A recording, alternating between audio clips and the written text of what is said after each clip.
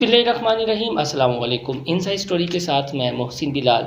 दोस्तों, अपने इस यूट्यूब चैनल से मेरी हमेशा ये कोशिश रही है कि आप तक असल हक़ाइक़ पहुँचाए जाएँ और अधूरा सच नहीं बल्कि पूरा सच बताया जाए। तो इस वीडियो में भी मैं कोशिश करूँगा कि जो इशू है और जो ख़बर है वो अब तक पूरे सच के साथ पहुँचाई जाए।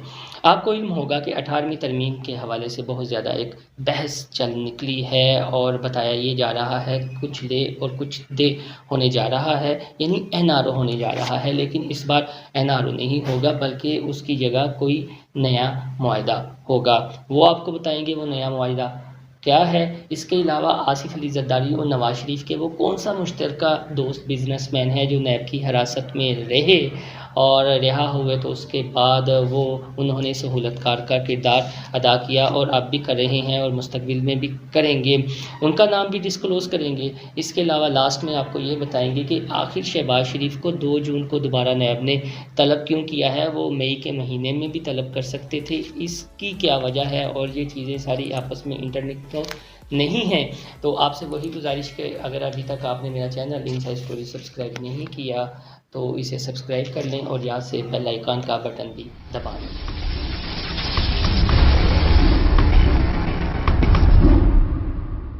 तो सबसे पहले बात कर लेते हैं साबिक सदर आसिफ अली ज़रदारी और साबिक वज़ीर-ए-आज़म नवाज शरीफ के मुश्तरका बिजनेसमैन दोस्त के हवाले से जो अब सहूलतकारी का काम सर अंजाम दे रहे हैं।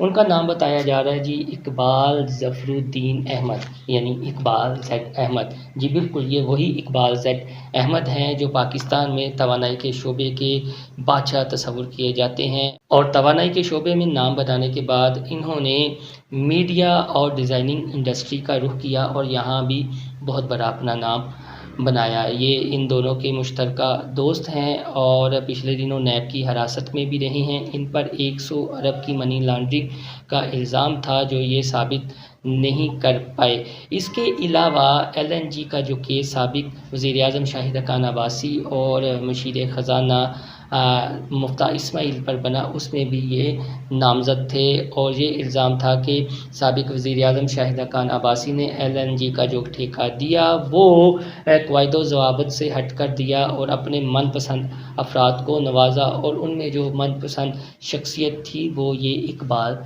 ज़ेड अहमद थे। एक तो ये इनका तारुफ़ है। इसके बाद सिंध फेस्टिवल हुआ था, उसमें भी इनका नाम आया था करप्शन के हवाले से कि इश्तिहारों के मद में इनकी जानिब से करप्शन की गई है, जिसमें बिल्कुल साबिक सूबाई वज़ीर इत्तलात व नशरियात सिंध शजीर मेमन को गिरफ़्तार किया गया और उन पर मुकदमात बनाए गए। तो इसमें भी इकबाल ज़ेड अहमद का नाम गर्दिश में रहा और ये बताया गया कि इश्तिहारात की मद में इन्होंने करप्शन की है। तो ये तो मुख्तसर इनका तारुफ़ था। अब जो 18वीं तरमीम के हवाले से मुसवदा है और नैब के हवाले से वो एक मीटिंग हुई, शाहिद खान अब्बासी भी उस मीटिंग में मौजूद थे और वो फिर मुसवदा शहबाज शरीफ तक पहुंचाया गया। इसके अलावा इसहाक डार के थ्रू नवाज शरीफ तक पहुंचाया गया लंदन में। अब वो मुसवदा वहाँ पर भी मौजूद है। इसके अलावा साबिक सदर आसिफ अली ज़रदारी तक भी पहुंचाया गया। तो अब हो क्या रहा है, मुस्लिम लीग नून और जो पीपल्स पार्टी है, ख़ास तौर पर साबिक सदर आसिफ अली ज़रदारी, उन्होंने अपनी कुछ शराइत रखी हैं।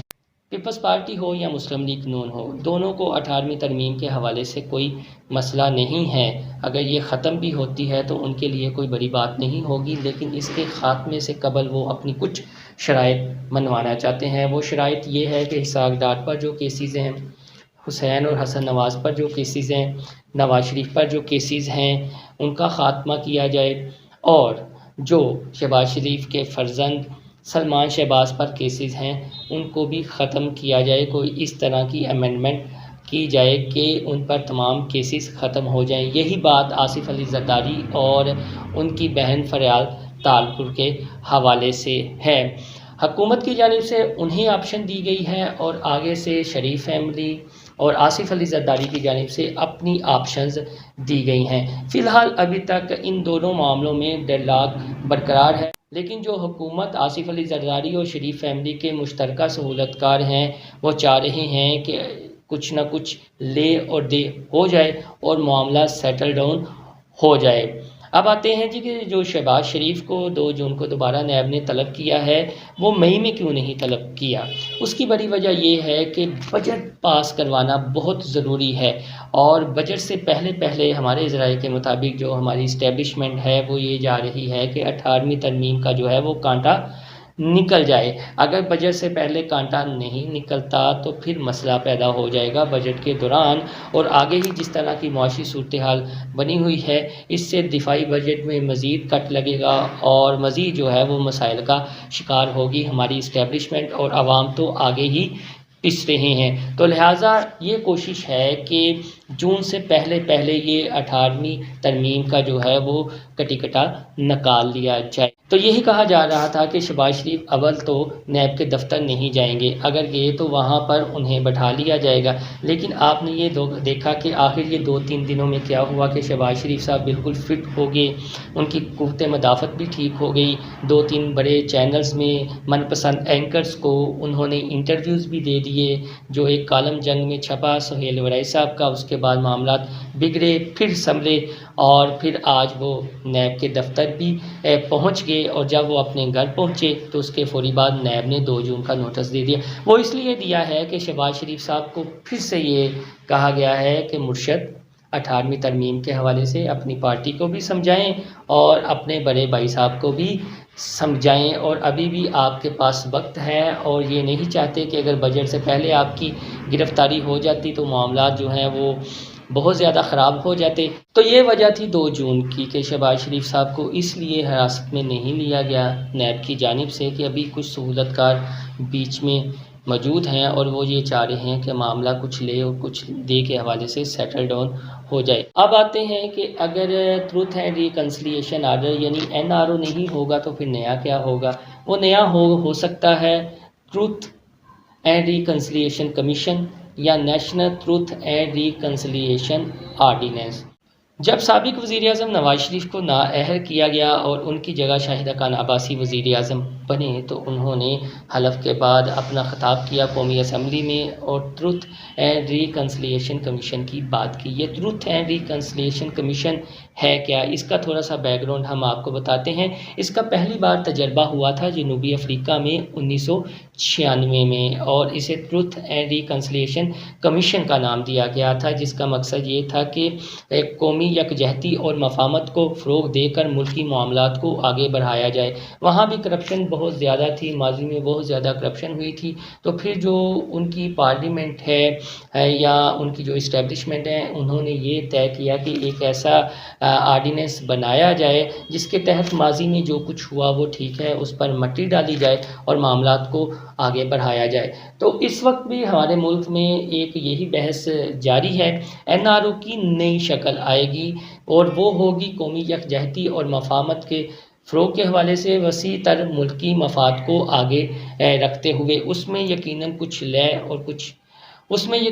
ले और कुछ दे होगा। और एक दफ़ा फिर आपको national truth and reconciliation commission जो है वो बनता हुआ दिखाई देगा। यानी जो हमारी अशराफिया है वो किसी भी अदारे से वाबस्ता है, चाहे पार्लियामेंट है, चाहे अदलिया है, चाहे इस्टेब्लिशमेंट है, यहाँ पे जो बैठे हुए हैं, अगर माजी में उन्होंने कुछ किया है तो ये 18वीं तरमीम के आड़ में जो है वो सब पर मट्टी डल जाएगी और अपना अपना मफाद जो है वो यकजा हो जाएगा। तो ऐसे में जो ये वबा फैली हुई है उसकी शायद फ़िक्र ना हो, आवाम को ये लॉलीपॉप दे दिया जाएगा कि मुल्की हालात इस तरह के नहीं थे कि जो सियासी तनाव है वो बरकरार रहता। ठीक है, जिन्होंने करप्शन की है उन्होंने कुछ पैसे भी दे दिए हैं और हमें तो पैसों की ज़रूरत थी। अगर केसेस माफ़ होते हैं तो हमारी बला से तो आवाम हमेशा की तरह शायद इसी नारे पर मुतमिन हो जाए। और 18वीं तरमीम का जो ख़ात्मा होगा वो भी इसी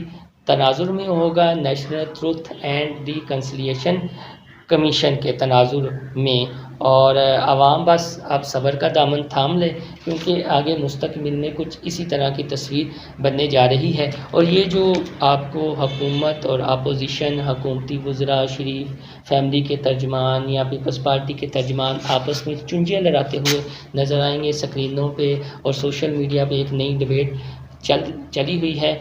ये सारे हमाम में नंगे हैं। इनकी बातों में ना उलझिएगा, असल हक़ाइक़ को समझिएगा कि आपके साथ कौन सा नया एडवेंचर होने जा रहा है। दोस्तों ये कुछ ख़बरें थी और हक़ाइक़ थी और फ़रदौस आशिक़ अवान साहिबा के हवाले से जो हम आपको बता चुके हैं, उसकी अभी तक किसी जानिब से तरदीद नहीं आई। और एक इशू मैं और आपके साथ डिस्कस करूँगा वो अपनी अगली वीडियो में, लेकिन उसका हिंट ये दे देता हूँ कि इमरान खान और जुल्फ़िकार अली भुट्टो में एक और चीज़ कॉमन है और जिसका अमली सबूत इन दिनों में हमें देखने को मिला है। वो क्या चीज़ है वो अपनी अगली वीडियो में आपके साथ डिस्कस करेंगे। आपको मेरी ये हालिया वीडियो पसंद आए तो मेरा चैनल इनसाइड स्टोरी सब्सक्राइब करना ना भूलिएगा। इस वीडियो को भी अपने दोस्तों के साथ ज़्यादा से ज़्यादा शेयर कीजिएगा, लाइक कीजिएगा। अल्लाह हाफिज़।